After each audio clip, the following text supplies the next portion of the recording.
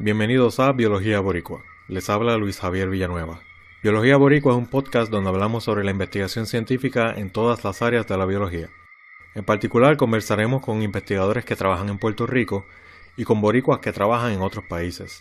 Para las notas que acompañan cada conversación, copias de los artículos de los que hablamos, sugerencias o preguntas, puedes visitarnos en biologiaboricua.com o escribirnos a biologiaboricua@gmail.com.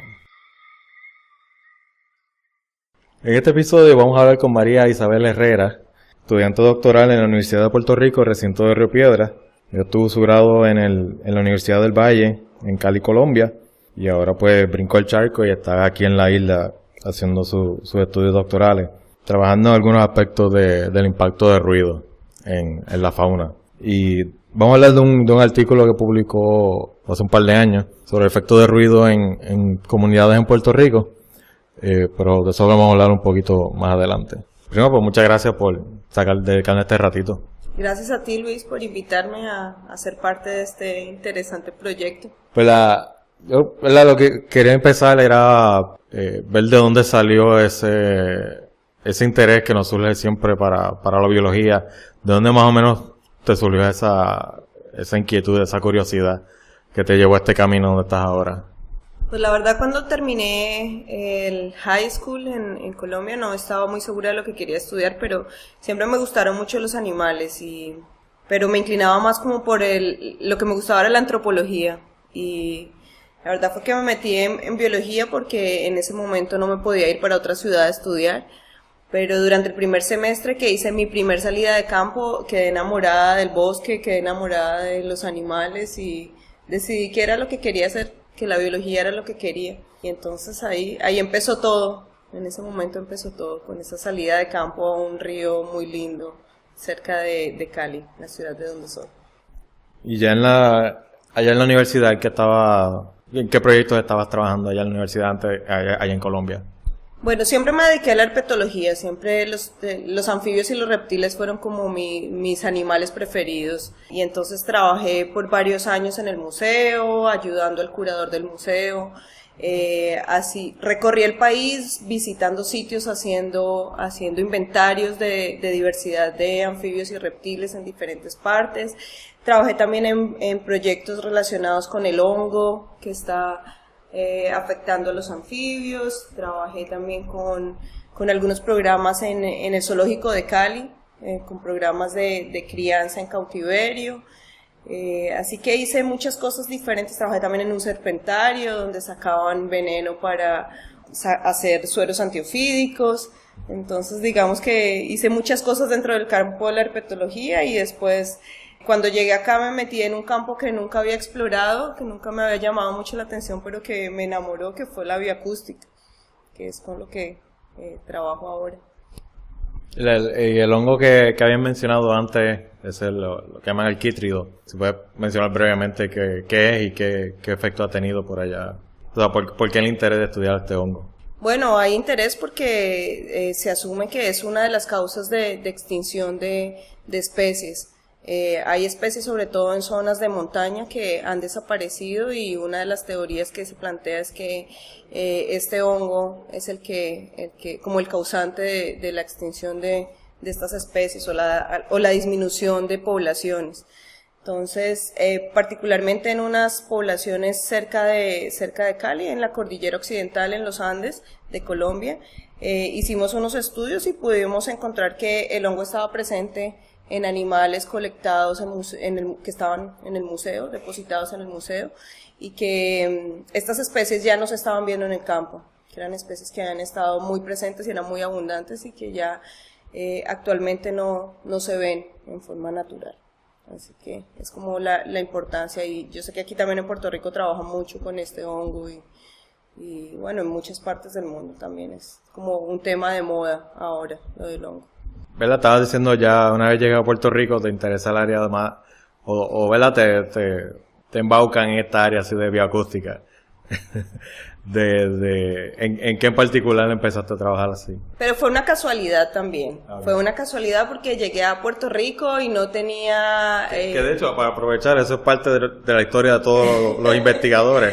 que uno empieza con un plan y de momento, de cualquier cosita, y de momento uno cambia completamente de camino. Sí, exactamente, Luis, así fue más o menos mi historia, porque llegué y no tenía advisor, no tenía un consejero, entonces me hablaron de Mitch. Bueno, mi hermana también es bióloga y estaba aquí en la universidad, ya estaba haciendo su maestría, y me habló de Mitch como un posible profesor, y yo vine, le hice el acercamiento de si podía hacer investigación con él, y él me abrió las puertas de su laboratorio, y para ese momento él estaba empezando con el proyecto Arbimon, y entonces me dijo que sí, que tenía espacio para incluirme y que si quería trabajar, había espacio para mí. Y ahí fue donde empezó toda mi vida con la bioacústica, que la verdad siempre me he considerado muy mala porque no tengo muy buen oído.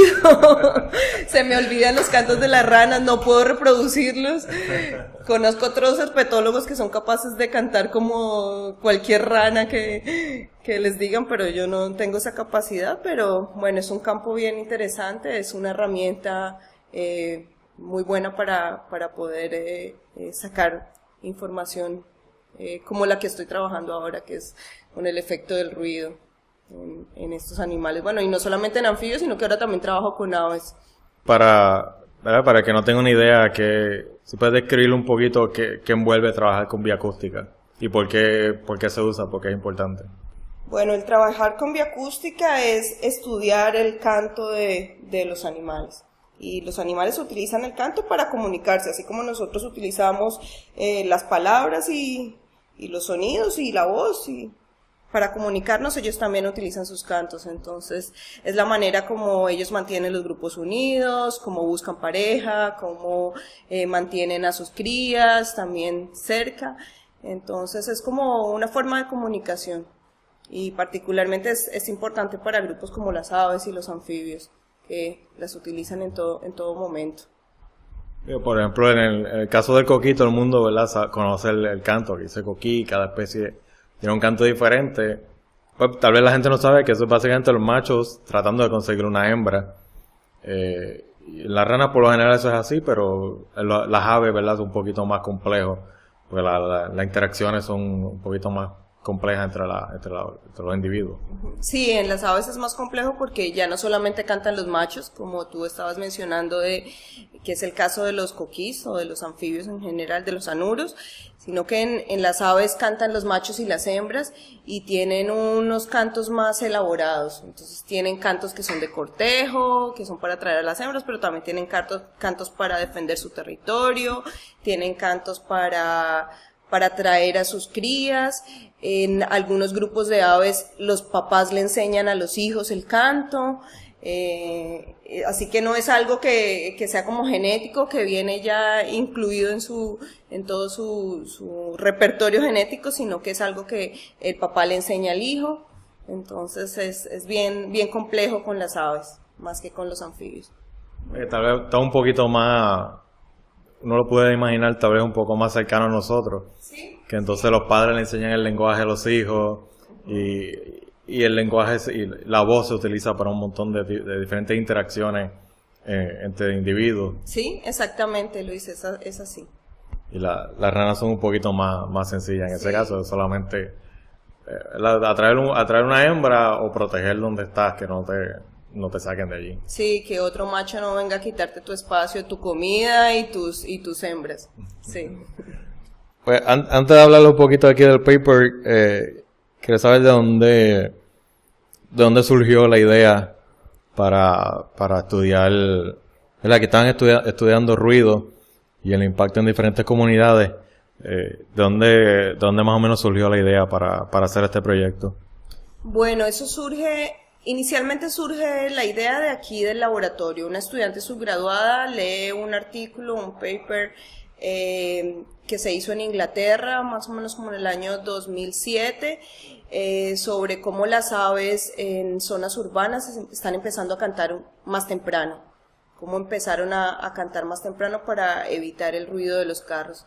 Y ella está haciendo investigación aquí en el laboratorio en ese año, en el 2007, le interesa ese paper, y entonces Mitch me pide que le ayude a ella a diseñar una investigación que podamos hacer aquí en Puerto Rico.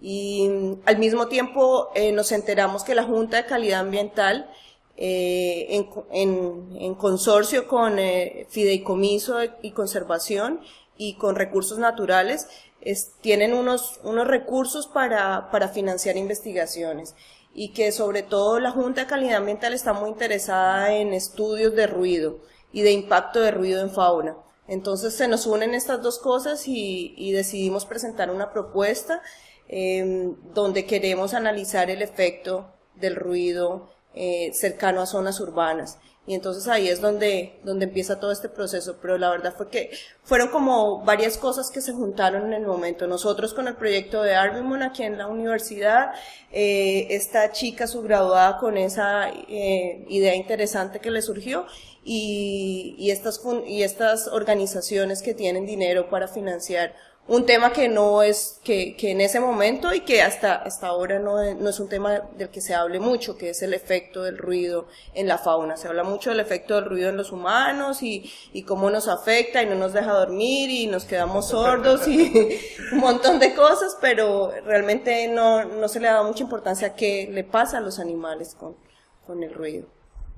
Sí, que también, de la misma manera que nos afecta a nosotros, puede estar afectándolos a ellos. Exactamente, sí. Eso es lo que la Junta de Calidad Ambiental le llama la atención. Ellos tienen una oficina dedicada a control de ruido y tienen muchas investigaciones sobre ruido y efecto en los humanos, pero no tenían mucha investigación con fauna. Entonces de ahí surge la idea de empezar a financiar proyectos y abrir una convocatoria donde nosotros nos presentamos. Y tenemos la fortuna de ganar un dinero, con la propuesta que presentamos para hacer este estudio del efecto del ruido cercano a carreteras, el ruido producido por automóviles en anfibios y en aves, aquí alrededor del área metro de San Juan. Y aquí entrando un poquito en el paper, ¿verdad? El título en inglés, Impacts of Traffic Noise on Anuran and Bird Communities. En español sería impacto del ruido de tráfico en las comunidades de anuros y aves. Anuros son ranas y sapos. Pero en vez de decir coquillas, pues una versión un poquito más técnica. Pues este tipo de reporte, ¿verdad? Tiene que ser un poco más técnico y más soso. Esto fue publicado en Urban Ecosystems en el 2011. Y además de María Isabel, el otro autor fue el profesor con el que ella está trabajando, Mitch Ade, que también está con el proyecto de Arbimon. ¿Puedes contar un poquito de qué era lo que estaban midiendo y dónde? Bueno, Luis, vale la pena resaltar que este artículo es parte de mi tesis de maestría.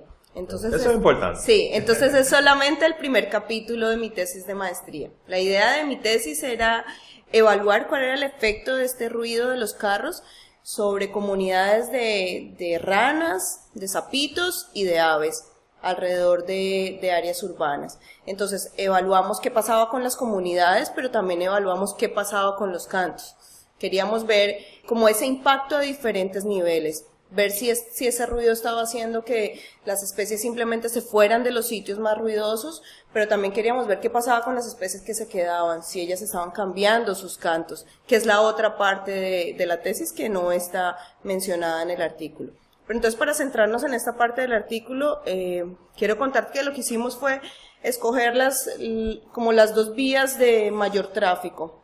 Entonces escogimos el expreso número 22, que va hacia Arecibo, y escogimos el expreso 52, que va para Caguas, y también la carretera número 1 y la número 2, que corren paralelas a estos dos expresos. Y entonces lo que hacíamos alrededor de estos expresos era buscar bosques que estuvieran al borde de la carretera, pero que también tuvieran zonas de bosques continuas, donde no se escuchara tanto ruido. Entonces, que fueran bosques de más de 100 metros de ancho, cosa que pudiéramos tener en el mismo bosque una zona donde hubiera mucho ruido, la incidencia de este ruido del expreso, y una zona donde no tuviéramos tanto ruido. Y entonces fuimos a estos bosques, escogimos 10 bosques en cada una de estas carreteras, pusimos unas grabadoras y ahí hicimos mediciones tanto del ruido como de la cantidad o de las especies que había en esos bosques, de cuáles ranas, cuáles aves había en esos bosques. El ruido obviamente lo miden con un instrumento, ¿no? Pero entonces, ¿cómo estaban midiendo las ranas y aves? ¿Solamente de las grabaciones o estaban usando otro tipo de datos? No, nosotros solamente utilizamos, para este estudio utilizamos solo las grabaciones. Entonces dejábamos nuestras grabadoras ahí que tienen la capacidad de grabar continuamente durante todo el día, durante 7 días continuos, grababan todo el día 1 minuto cada 10 minutos durante todo el día. Y después yo cogía esas grabaciones y me sentaba aquí en el laboratorio con unos audífonos a escuchar y escuchar y escuchar por meses y meses a ver qué era lo que había en esas grabaciones. Y sacábamos unas tablas de qué especie estaba cantando a la 1 de la mañana, a las 2, a las 3, a las 4, a las 5, y así podíamos tener un estimado de las especies que estaban y hacer una correlación con el ruido, con las horas donde había más ruido o menos ruido. Y verdad, esto se puede hacer porque cada especie suena diferente. Algunas son un poquito más sencillas, otras tienen un complejo de voces, ¿no? Que lo hacen un poquito más complejo. Pero por lo general, ¿verdad? Conocemos el sonido de cada especie y hay publicaciones que las tienen ya resumidas. Y por lo menos eso, ¿verdad? Facilita esa tarea. Y yo comparto ese dolor porque también tuve que escuchar para mi tesis. Yo creo que yo terminé escuchando más de 3.000 grabaciones de 1 minuto. Y eso fue meses y meses y meses. Sí, exactamente. Es mucho trabajo. No solamente el trabajo que uno hace en el campo, sino también después el trabajo en la oficina, uno sentado escuchando grabaciones. Pero es mejor, ¿verdad?, que grabarlo y que la máquina esté allí y uno está tranquilo y después lo escucha en el laboratorio, a tener que estar allí metido en un bosque por mucho tiempo, o otra vez tratar de conseguir datos en poco tiempo que uno puede estar allí, ¿no? Y que no lo vas a poder hacer, no vas a poder estar 24 horas. Y en el caso de nosotros era bien importante porque nosotros teníamos una grabadora dos grabadoras grabando simultáneamente, cerca y lejos de la carretera. Así que sabíamos qué era lo que estaba sucediendo exactamente al mismo tiempo en los 2 sitios en el mismo bosque. Así que eso no lo habríamos podido hacer, yo no lo habría podido hacer, necesitaría otra persona que estuviera ya 24 horas y eso es imposible. Y después, ¿verdad? Después de un par de horas en el campo ya los datos ya no son muy confiables. Ya después de medianoche ya uno no sabe que uno está escuchando ni nada por ahí. Sí, exactamente, ya el hambre, el sueño, el cansancio, ya uno quiere irse para la casa. Pero ya por lo menos con las grabaciones ya un poquito más llevadero. Y verdad, y tienen la evidencia allí, no es sencillamente yo escuché esto, escuché aquello. Sino está la evidencia, si alguien duda, si alguien quiere volver a escucharlo, si alguien quiere confirmar lo que está allí, pues están las grabaciones y se pueden escuchar, que eso es otra ventaja de hacerlo solamente tomando los datos que uno escuchaba en el momento, ¿no? Sí, cierto. Uno puede corroborar la información. Entonces tenían en estas carreteras áreas cercanas y áreas lejanas a las carreteras. Y para el que no, ¿verdad? Eso es como, para el que no haya notado la diferencia, vaya a un parque o a un sitio que esté justo al lado de un expreso, y no importa lo lejos que usted se vaya del expreso, lo va a seguir escuchando. Porque el sonido, a menos que haya un bosque, mucha área entre medio, porque el ruido es bien intenso y viaja un montón. Hasta que uno no se pone a mirar esos detallitos, también uno no se da cuenta de lo impresionante y de todo el ruido que viene de esa carretera, ¿no?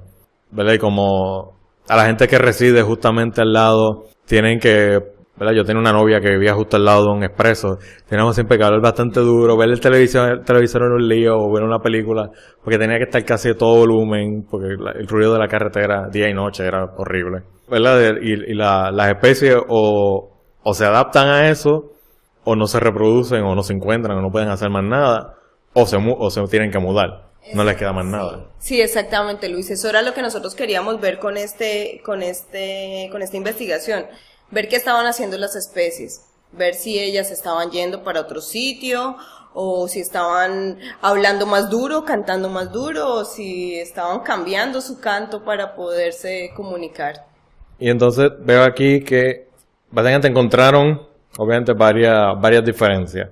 Primero, obviamente, el sitio más cercano pues tenía una gran cantidad de ruido en comparación al sitio más lejano, que pues básicamente eso era lo que estaban buscando, ¿no? Comparar no solamente la distancia, no medir la distancia de la carretera, sino el impacto del ruido.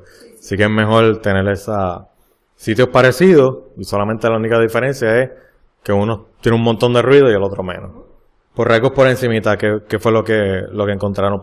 Bueno, lo que encontramos es que la comunidad de aves varió bastante, que había especies de aves que estaban lejos de la carretera, en los sitios que eran más silenciosos, que nosotros no pudimos encontrar en los sitios cercanos a la carretera. Entonces, aves como los búhos, como las palomas, especies que tienen cantos de baja frecuencia, es decir, cantos que están que son muy parecidos al ruido que producen los carros, que están como en ese mismo rango, cantos que definitivamente no se pueden escuchar cerca de la carretera.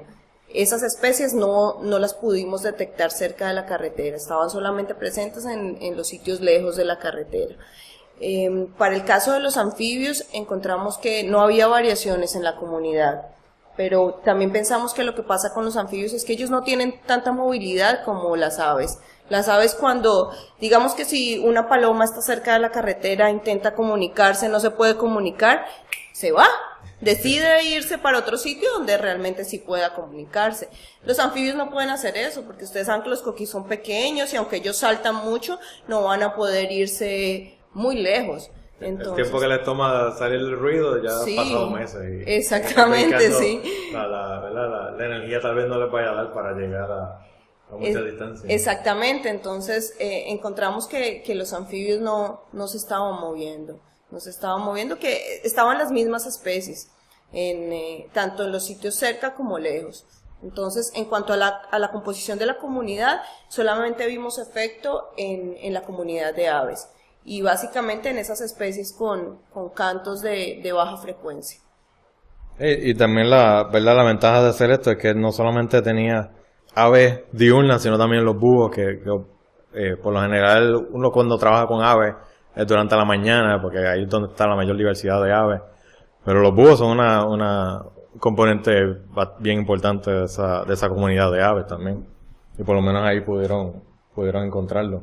Como estaba diciendo, el término de los coquíes no vieron mucha diferencia, porque o sea que pues no les queda más remedio que estar allí, o tal vez tienen otra idea de por qué tal vez ese ruido no les afecta. Sí, sí les está afectando, porque como yo les comentaba, este artículo es solamente la primera parte de mi tesis. En la segunda parte, entonces lo que hicimos fue... entonces en la segunda parte fueron a ver por qué o qué efecto directo está haciendo. ¿Qué era lo que estaba pasando específicamente con los anfibios? Porque ya sabíamos que las aves, entonces la estrategia que utilizaban era irse a sitios donde hubiera menos ruido.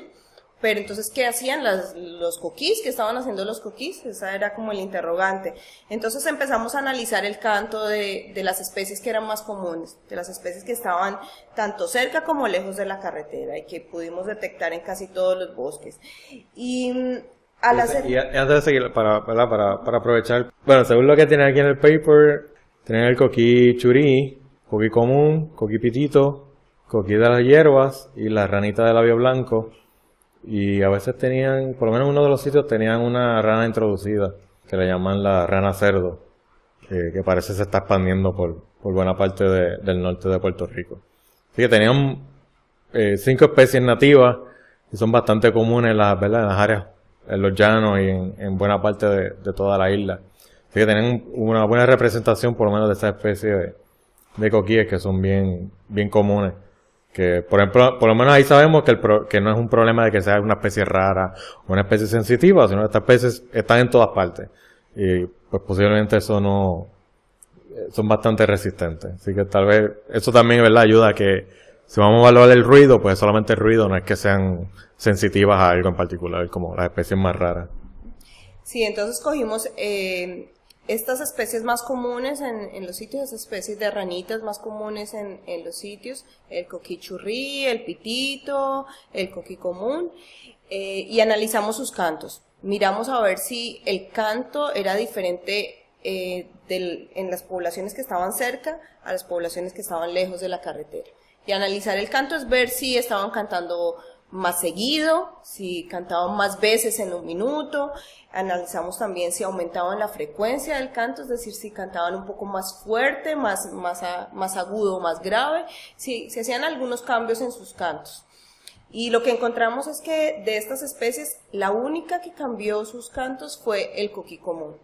El coquí común cambió el canto en los sitios cerca de la carretera.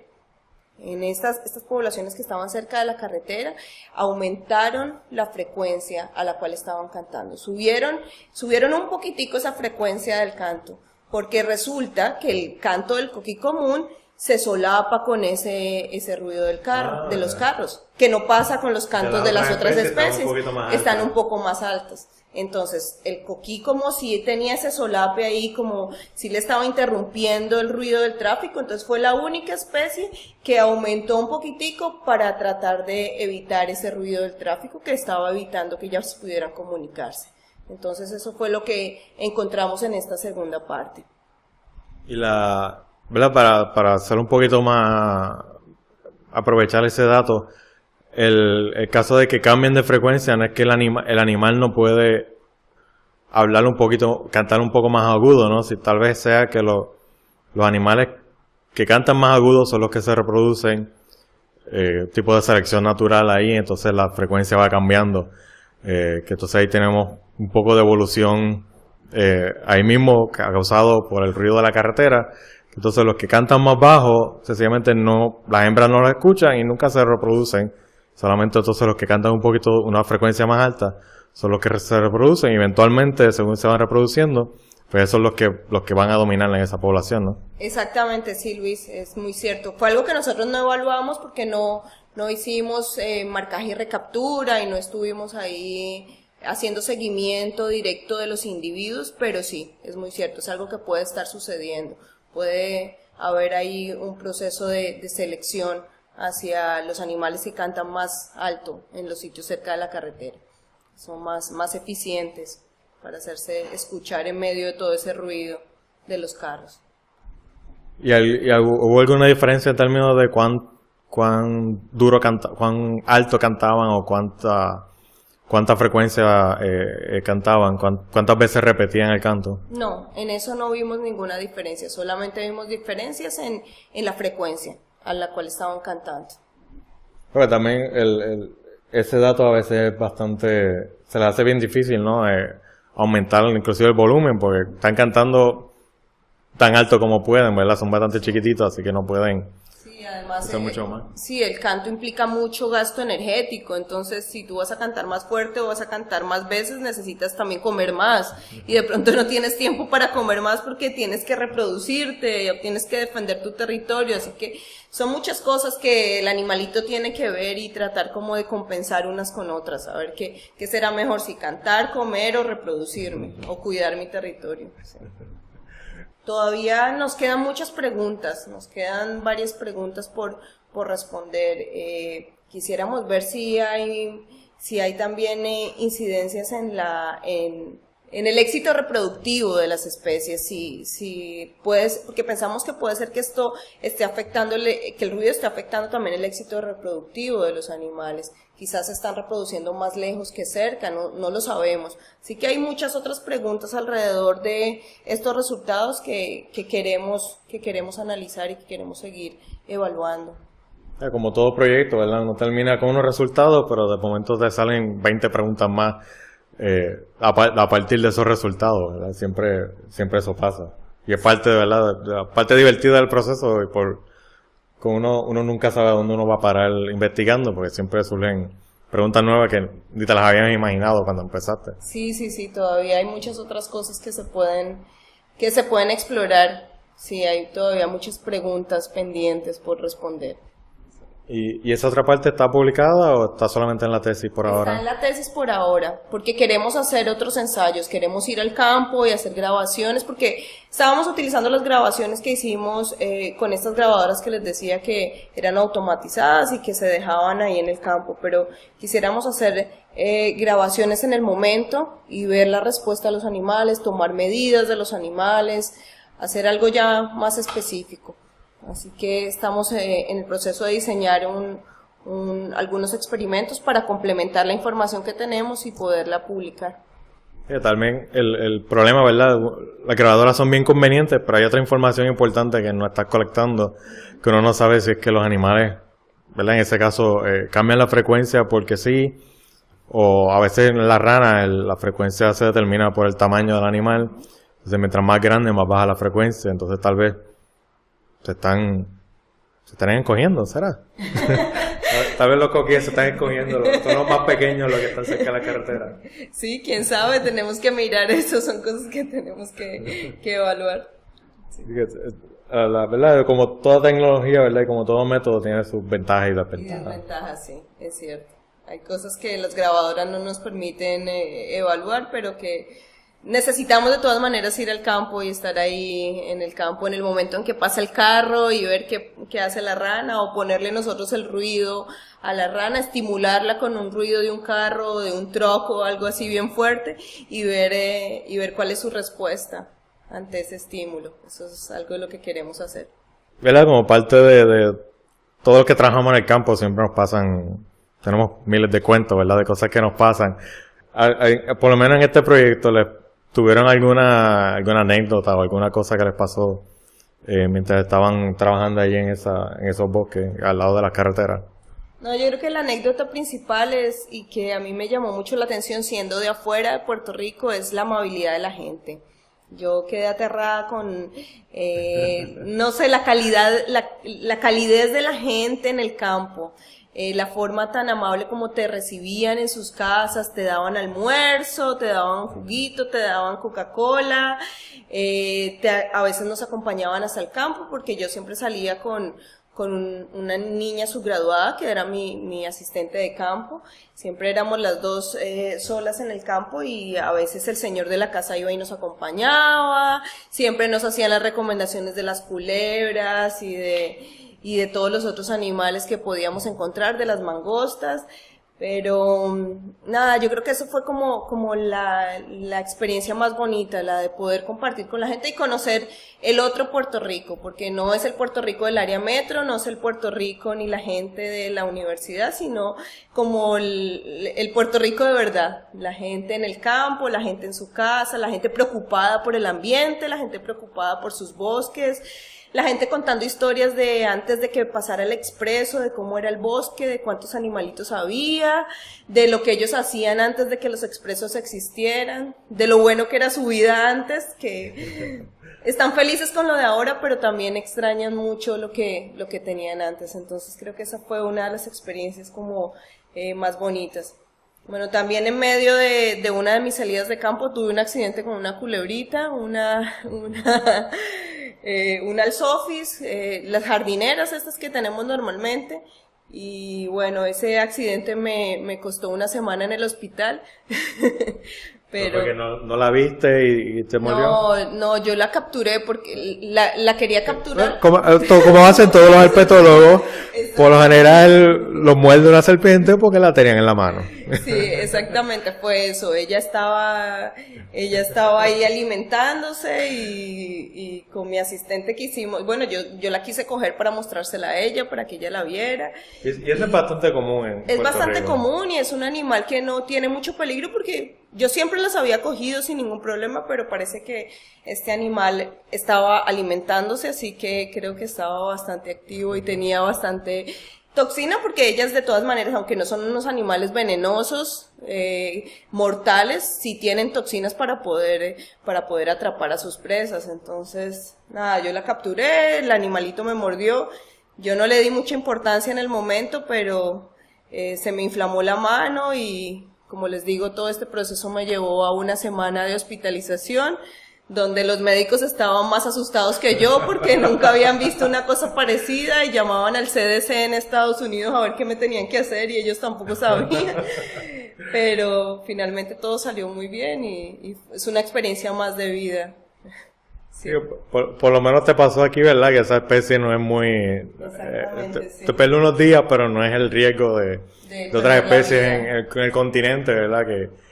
Que uno tiene que estar tan preocupado con culebras que uno se encuentra por ahí. Sí, exactamente, sí. Imagino que allá en Colombia, ¿verdad? Tienen varias que cada vez que uno sale al campo uno tiene que estar mirando dónde uno va a pisar. Sí, aquí uno no tiene ese problema, aquí uno puede andar bastante tranquilo, puede sentarse en cualquier parte sin problema de que nada le vaya a picar o a morder. Y ya ahora, ¿verdad? Has dicho que estabas haciendo el doctorado. Una vez termines, más o menos, ¿cuáles son tus planes futuros que tienes en mente?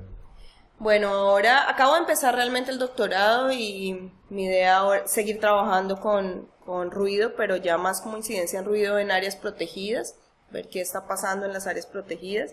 Y hacia el futuro, me encanta enseñar, me gusta mucho enseñar, me gusta compartir con la gente, así que yo creo que esa es mi meta, enseñar. Y yo quisiera volver a mi país, es como mi ideal. Yo me veo otra vez en Colombia, enseñando en una universidad, o bueno, también aquí en Puerto Rico, no sé, siempre está la posibilidad abierta. A mí me gusta mucho Puerto Rico, vivo feliz acá, así que ya veremos qué pasa en el futuro, pero sí creo que enseñar es lo que quiero hacer. ¿Ya has dado clase aquí en la universidad?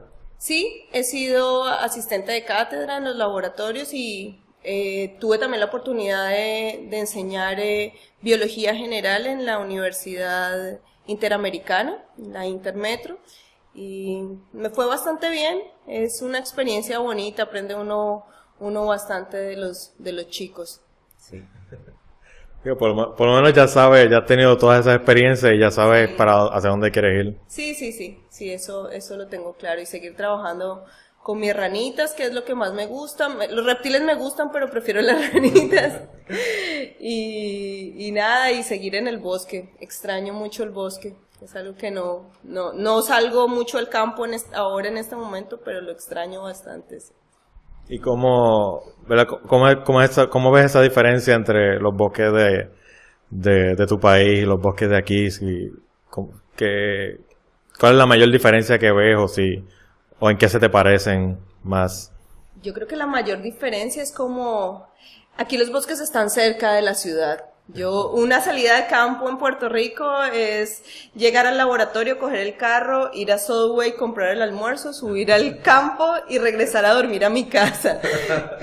En cambio, en Colombia no es así. En Colombia es todo un proceso bien complicado porque los bosques quedan lejos, porque no hay carreteras que te lleven hasta allá, porque tienes que caminar por horas, porque tienes que ir a acampar en muchos sitios o dormir en casas de campesinos. Y sí, es un poco diferente, pero...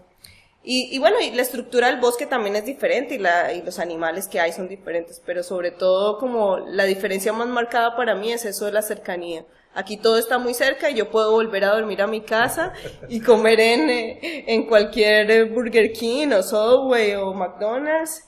En cambio allá me toca cocinarme mi comida, comer lentejas, arroz o habichuelas y pasar un poco más de trabajo, pero los dos tienen como su encanto. Sí. Qué bien. O sea que también Puerto Rico te conquistó por esa parte. Sí. Los bosques aquí son bien bonitos, bien diferentes a lo que yo conocía, pero son bien chéveres, sí, me gustan. Y Colombia se distingue, ¿verdad?, por su diversidad de animales. Bueno, Puerto Rico tenemos 17 ranas, 17 especies nativas de rana, ¿verdad? Y un montón más de introducidas. ¿Sabes más o menos cuántas ranas tiene descrita oficialmente Colombia? Hay cerca de 500 especies. 500 especies de ranas. Bueno, de todos los anfibios, entre ranas, cecilias, que son unas como lombrices ciegas, y salamandras. Son más o menos unas 500 especies. Así que otra ventaja es que en Puerto Rico estudiar los anfibios es más fácil que en Colombia, porque allá tendría que aprenderme muchísimas más especies de las que tengo que aprenderme acá. Y cada una canta también diferente, que es otra complicación más. Sí, es bien complicado. Sí. Es la ventaja, ¿verdad? Que aquí, y el coquí aquí es básicamente el mismo coquí arriba en cualquier otra parte de la isla. Así que por lo menos eso ayuda también. Sí. ¿Tienes alguna otra cosa que se te haya venido a la mente que quieras menciona al aprovechar. No, agradecerte a ti por esta invitación, por esta oportunidad de hablar de mi trabajo y felicitar también por esa iniciativa de dar a conocer las investigaciones que estamos haciendo aquí, que a veces la gente común y corriente no se da cuenta de todo lo que se hace y es chévere estos medios para poder difundir esta información. Gracias a ti por el tiempo. Muchas gracias.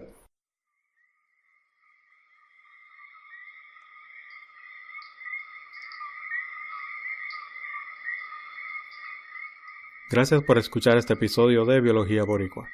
Visítanos en biologiaboricua.com y déjanos saber tu opinión.